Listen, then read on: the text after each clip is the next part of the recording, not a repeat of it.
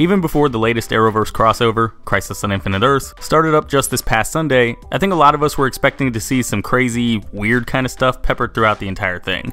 Visiting the dawn of time, seeing established characters interacting with some of their doppelgangers, entire planets getting destroyed, all the good stuff. But even with all that awesomeness making its way onto the small screen, one of the things I'm personally hoping to see by the end of this crossover is a bit of a follow-up on the tease about Iris's future origins that we got earlier in the first half of Season 6 of The Flash. What you talking about, Mr. D? So yeah, just in case some of you guys don't know what I'm talking about, earlier this season we were introduced to Nash Wells, an Indiana Jones-esque version of the standoffish scientist who we later find out was being manipulated into tracking the Monitor by the Anti-Monitor as part of the latter's big plan to break into the positive matter universe. In order to find the Monitor though, Nash had to track him in some way or another, and as mentioned in the episode Dead Man Running, he resorted to tracking particles of something called Eternium.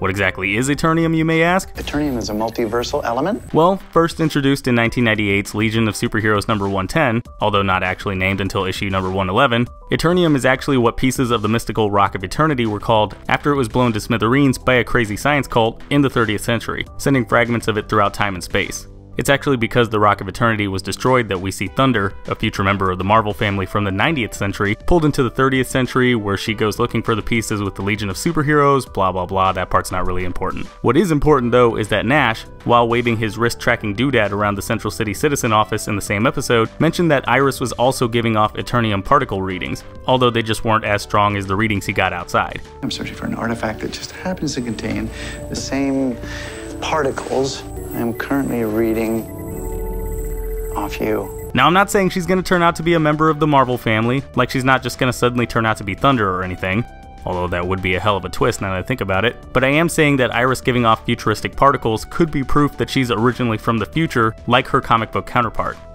Yes, this was actually a thing, and yes, this is a storyline showrunner Eric Wallace mentioned he wanted to adapt at some point during an interview with Collider about a month or two ago.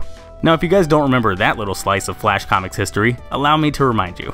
As revealed in 1971's The Flash number 203, Iris West was originally born Iris Russell, the daughter of a scientist from the 30th century. However, after the future Central City was about to be nuked, he sent her back in time 1,000 years, where she was found by the West family and raised as one of their own after their biological daughter died. She flip-flopped back and forth between the present and the 30th century at least once, but after she was murdered by the Reverse Flash, more on this in a bit, her soul was sent from the present to the 30th century, where she eventually gave birth to her and Barry's children, who later became superheroes known as the Tornado Twins. Everybody got that? Now, as fun and ridiculous as that story is, obviously a lot of it would have to be changed up for the TV version, right? I mean, I don't remember Iris's mom or Joe saying anything about her when she was born. Actually, as far as I remember, the earliest story we know of was from the Season 2 episode, The Fury of Firestorm, when Joe talked about Iris wanting ice cream or something when she was 2.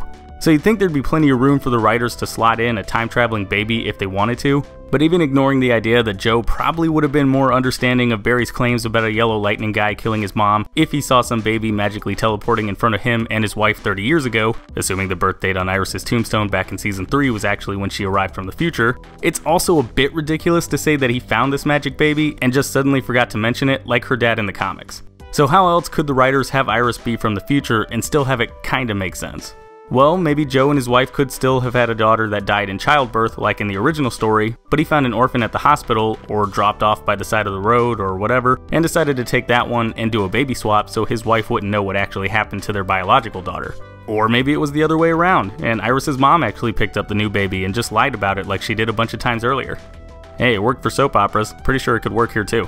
Or the show could get really ridiculous and merge Iris's future origin with her revival from right before the start of Crisis. So as I kinda talked about a little bit earlier, Iris was killed at a costume party by the Reverse Flash in The Flash number 275 after she refused to leave Barry for him. However, in issue number 350, we find out that her birth parents knew she'd end up dying the whole time, because why not, and somehow managed to portal her soul across time to some dead woman's body, thereby bringing her back to life. It's basically what Professor X did to that one dude in the third X-Men movie, only with more time travel involved. Hello, Moira. So what if, and hear me out on this, Iris's future parents, in an effort to save their daughter, sent her soul back in time, where it merged with the stillborn body of the new West daughter. That way, Joe could still have all the memories of parenting child Iris, her birth date is still technically accurate, and Iris can still kinda sorta really be from the future? That does not make sense. Yeah, I know it's totally insane and could never happen, but it was fun to brainstorm at least. But anyways guys, that's my take on whether or not we'll be seeing Iris's connections to the future in this season of The Flash. If you guys agreed with anything I said in this video, or if you have your own thoughts you want to throw out there, then go ahead and let me know in the comments down below. Otherwise, I will see you all next time. Hey, thanks for watching. If you like this video, then go ahead and click that like button, and if you're new, maybe consider clicking that subscribe button too. I've also got links to my Facebook, Twitter, Twitch, Instagram, and Patreon in the description. You should probably check those out too. And if you want to see more of my content, then you can click the link to my last video. It's right there in the middle of your screen. Alright, and I will see you all next time.